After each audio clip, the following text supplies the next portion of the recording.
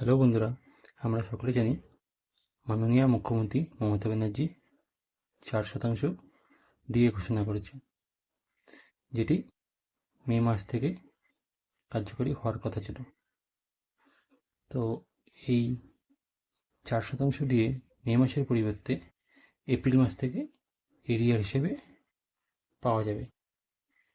এই ফিনান্স দপ্তর থেকে এই মেমোরান্ডামটি দিয়ে জানিয়ে দিয়েছে 11 জুন 2024 এই মেমোরান্ডামটি।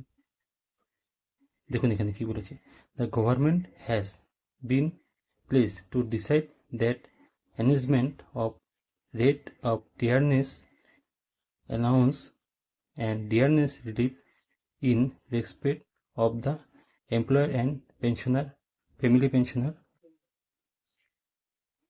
তাহলে এখানে বলছে যে পেনশনার ফ্যামিলি পেনশনার রাজ্য সরকারের সমস্ত কর্মীরা এই আওতায় আসবেন, যা 1/5/2024 থেকে কার্যকরী হওয়ার কথা ছিল, কিন্তু পরবর্তীতে মাননীয় মুখ্যমন্ত্রীর ঘোষণা অনুযায়ী তা 1/4/2024 থেকে কার্যকরী হবে।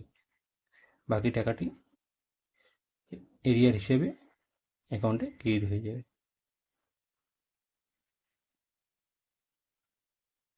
ধন্যবাদ।